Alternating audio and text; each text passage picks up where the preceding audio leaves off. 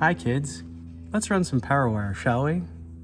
Hopefully this video will make your life a lot easier than mine was and alleviate a lot of frustration, headache, and the readiness to just, I don't know, light your truck on fire. Let me show you what I did. Y'all, if you don't have a set of these, get you some. They're just panel tools. I got these from Harbor Freight a few years ago. I think they were less than 15, 20 bucks. They make life so much easier when it comes to removing any kind of trim pieces, body panels, what have you.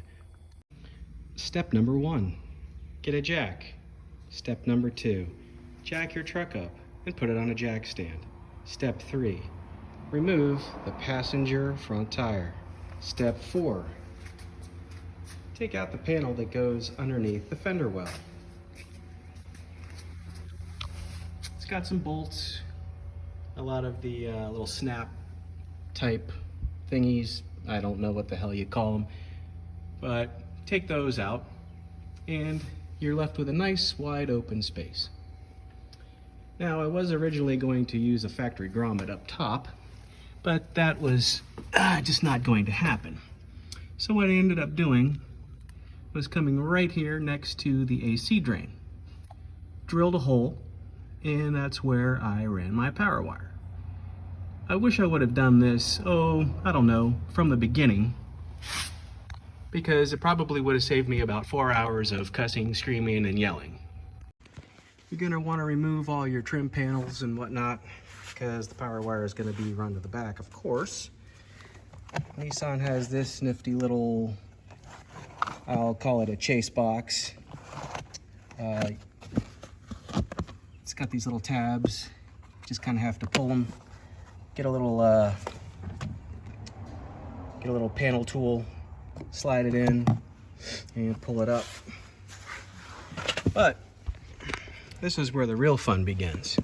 After you get the carpet moved out of the way, this right here is a huge, huge pain in the ass. You can get around it. It's just very stiff, hard to work with.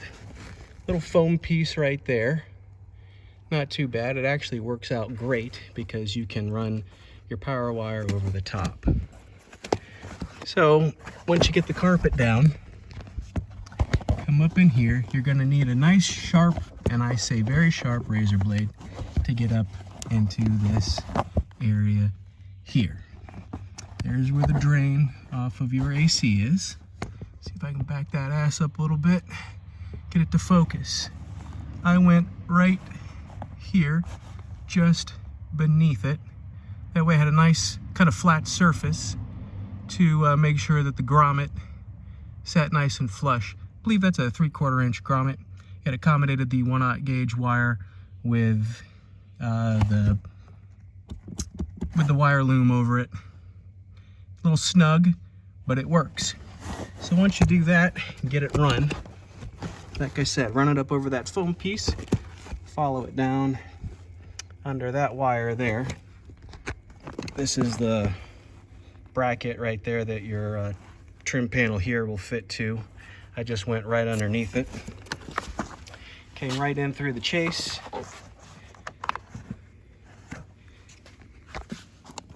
You're gonna have to pull this panel here as well. Unscrew the seat belt mount, come around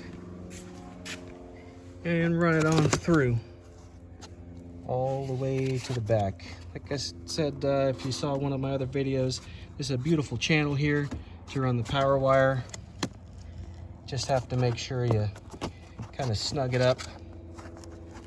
That way when you go to put your trim pieces back in, they have very long push fasteners that'll have to make its way down in there.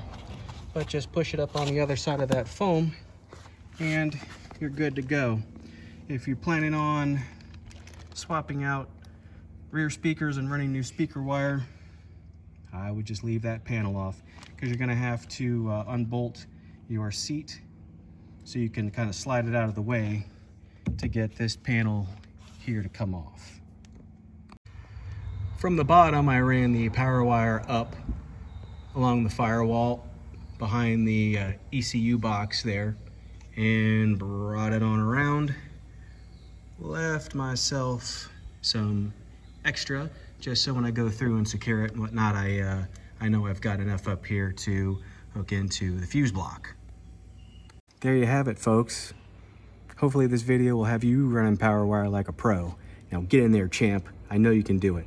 I've got faith in you. Be the master power wire runner that I know you can be. Until next video, peace out.